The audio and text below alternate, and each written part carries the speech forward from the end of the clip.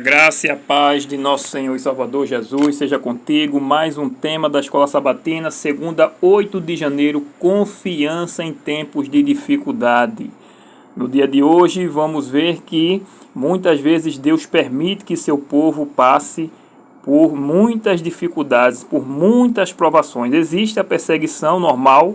A Bíblia diz que o diabo está irado contra aqueles que guardam os mandamentos de Deus e têm o testemunho de Jesus Cristo. E existe também a provação. Muitas vezes Deus permite que passemos por provas, porque é Deus nos provando, nos humilhando, para que venhamos a realmente reconhecer que somos totalmente dependentes dele e de que não somos melhor do que ninguém.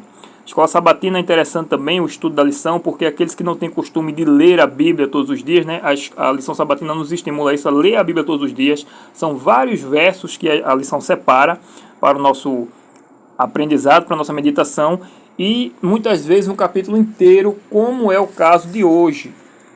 O capítulo que vamos estudar aqui, o Salmo 44. Obviamente não vamos ler todos os versos, né? Você vai ler aí na sua...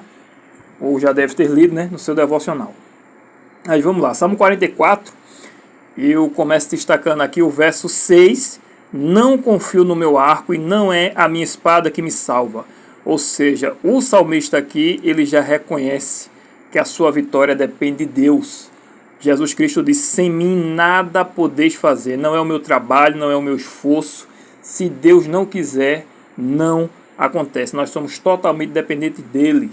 O verso 12, vendes por um nada o teu povo e nada lucras com seu preço. Qual é o desejo que Deus tem de ver seus filhos sofrendo, né, passando por dificuldade? Muitas vezes a pessoa se afasta de Deus e começa a passar por dificuldades nesta vida e acha que Deus o abandonou, mas aqui diz que Deus não tem prazer nisso. Mas muitas vezes nós só aprendemos o quê? Por base do sofrimento. Só buscamos a Deus quando estamos no sofrimento. E o verso 26, ele vai fazer aqui um clamor, né? Levanta-te para socorrer-nos e resgata-nos por amor da tua benignidade. Ou seja, na oração ele confia em quem? Em o nome do Senhor, em sua bondade. E não nas suas próprias misericórdias, nas suas próprias misericórdias, digamos assim, na sua bondade, mas na bondade de Deus, né? Como diz Daniel também na sua oração, que a nós só nos resta o corar de vergonha, né? E não buscamos a ti fiados em nossa própria justiça, mas na tua misericórdia. Esse texto, esse salmo é muito relevante para nós nos dias de hoje, né? O clamor, ele mostra aqui o clamor por auxílio divino, né?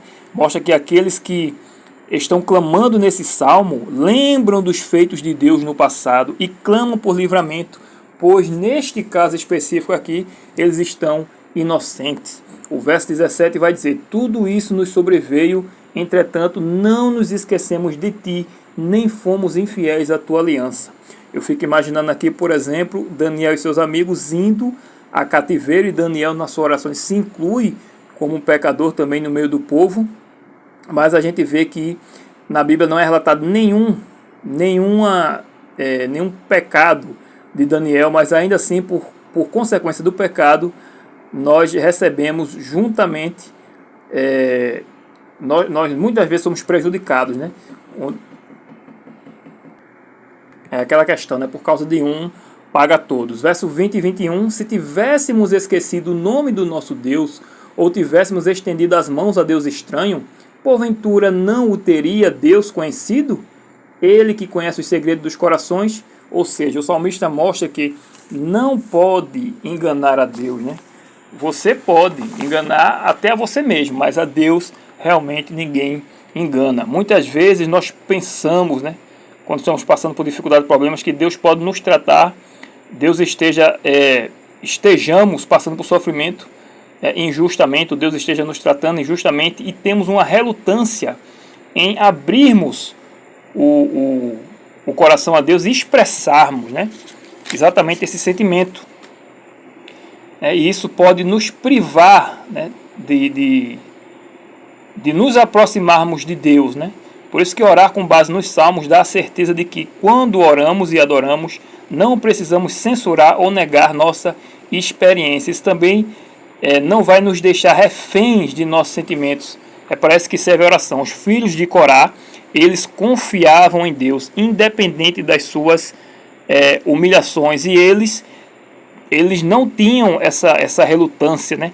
Eles, com honestidade e franqueza, eles faziam suas petições a Deus, a Jeová.